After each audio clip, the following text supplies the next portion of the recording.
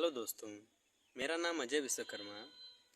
क्या हुआ कि कुछ दिन पहले मैं रेडियो पे एक कहानी सुन रहा था। वो कहानी मुझे इतनी अच्छी लगी कि मैं वो कहानी आपके साथ भी शेयर करना चाहता हूँ।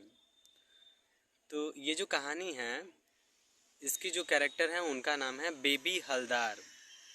बेबी हलदार इस समय एक लेखक हैं और एक हाउस मेड हैं, और वो एनजीओ के साथ काम करती हैं हाउस मेड के वेलफेयर के लिए। और उनके लिए वे लड़ती हैं। उनके जो जो हाउस मेड होती हैं उन पे जो अत्याचार होता है उसके खिलाफ वो लड़ती हैं। तो इनका जन्म हुआ था कश्मीर में। इनके पिता आर्मी में थे, लेकिन इनकी माता पिता का ज़्यादा बनता नहीं था। हमेशा आए दिन घर में किचकिच होती थी। इनके पिता एक पियक्कड़ी इंसान थे जो हमेशा शराब पिया करते थे, जिसके कारण इनके परिवार में कभी शांति का माहौल नहीं देखा गया। उसके बाद जब ये 4 वर्ष की थी, इनकी माता परिवार को छोड़ के चली गई। बाद में इनके पिता ने फिर शादी की, लेकिन उस औरत के साथ भी इनके पिता की नहीं बनी और उससे भी तलाक हो गया। और आखिरी में जाकर उन्होंने तीसरी शादी की। तीसरी शादी उन्होंने बंगाल में जाके की, और जहाँ पे सभी परिवार वाले जाके रहने लगे। तो जब ये उनके साथ रहती थी तो वहाँ पे इन्हें घर का सारा काम करना पड़ता था, और काम न करने पर हमेशा इनकी सौतेली माँ से इन्हें सुनना पड़ता था। इनके माता पिता ने निर्णय लिया कि इनकी शादी कर दी जाए, और 13 वर्ष की आयु में इनकी शादी कर दी गई एक 28 साल के व्यक्ति से। इतना इनके उम्र से लगभग दुगने से ज़्यादा से व्यक्ति से शादी कर दी गई, जिसका न तो कोई परिवार था और न ही उसके पास कोई ढंग का घर या काम था। इनकी माता इनके पिता केवल इनसे छुटकारा पाना चाहते थे, इसलिए वहाँ पे इनकी शादी कर दी।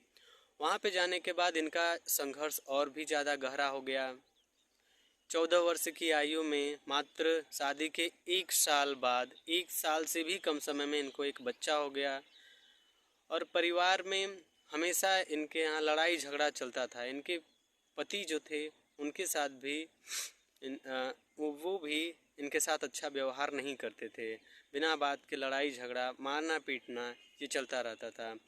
और एक दिन क्या हुआ, उन्होंने फिर से पीटा, और इस बार तंग आकर उन्होंने अपने 3 बच्चों के साथ ये निर्णय लिया कि वो अब अपने पति के साथ नहीं रहेंगी, और वो अपने पति का घर छोड़ करके अपने मायके आ जाती हैं अपने 3 बच्चों के साथ, अपने बच्चों के पढ़ाई लिखाई के लिए और उनके अच्छी ज़िंदगी के लिए। लेकिन उनके माता पिता उन्हें कहते हैं कि एक औरत की ज़िंदगी उसके ससुराल में ही होती है। तुम चाहे मरो चाहे जियो, तुम्हें अपने ससुराल में ही रहना होगा। लेकिन उन्होंने ठान लिया था कि नहीं, मैं अपने बच्चों के लिए उस परिवार को छोड़ के आई हूँ, अब मैं वहाँ नहीं जाऊँगी। और ये फिर यहाँ से दिल्ली चली जाती हैं। दिल्ली में इनके संबंधी रहते थे, इनके पिताजी के संबंधी।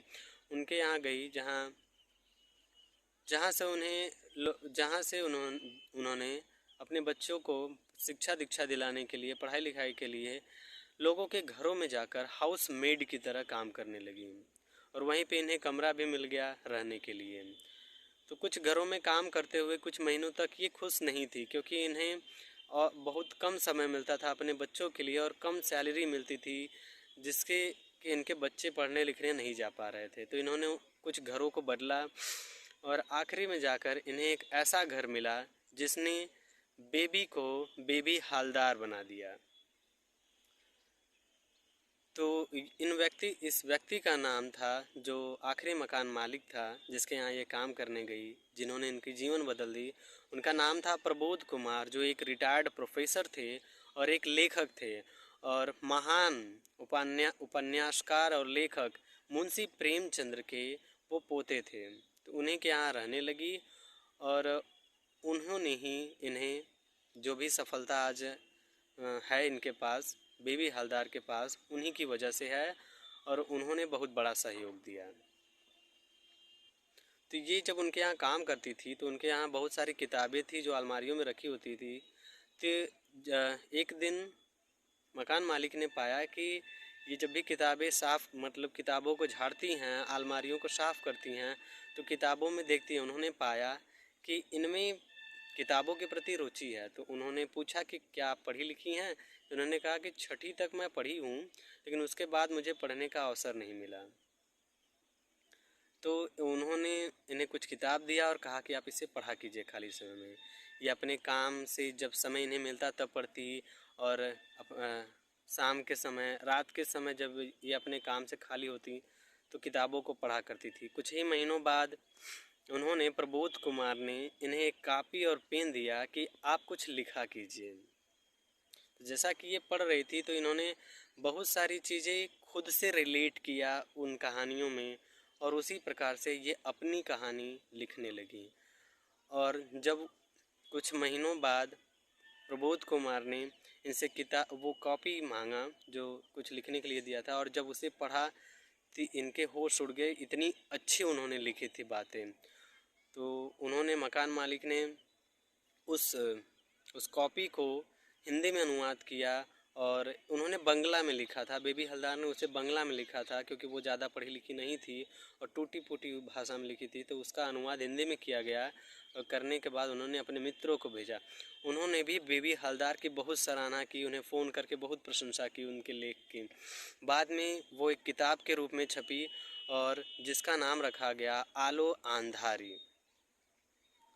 उस किताब को इतनी ख्याति मिली कि कहा नहीं जा सकता। विदेशों से लोग इनकी तारीफ़ करने लगे बेबी हलदार की अपने देश में, और वो किताब कई भाषाओं में छपी, लगभग 27 भाषा में, जिसमें से 13-14 विदेशी भाषाओं में वो किताब छपी। तो उससे उनको बहुत सराहना मिली, और जो भी आज हम जानते हैं उनको उस पहली किताब की वजह से जानते हैं, और जो वो व्यक्ति थे प्रबोध कुमार, उनकी वजह से जानते हैं। तो आज के समय में बेबी हलदार एक हाउस मेड हैं, और वो एक लेखक हैं, और उनकी जो रचनाएं हैं वो पत्रिकाओं में और बहुत सारे पाठ्यक्रमों में वर्णित हैं। हो सकता है कि हम में से बहुत लोगों ने उनकी रचना को पढ़ा भी होगा।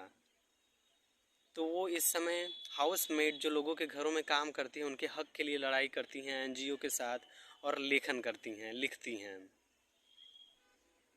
दोस्तों, जब इनकी पहली किताब अपनी ख्याति प्राप्त कर रही थी तो बहुत सारे न्यूज़ चैनल वाले, टीवी चैनल वाले और पत्रिकाओं वाले इनका इंटरव्यू लेने आए। और जब वो आए तो इनके पास आकर, और ये झाड़ू लगा रही थी उस समय, तो इनसे पूछा कि बेबी हलदार कहाँ हैं, हम उनसे मिलना चाहते हैं।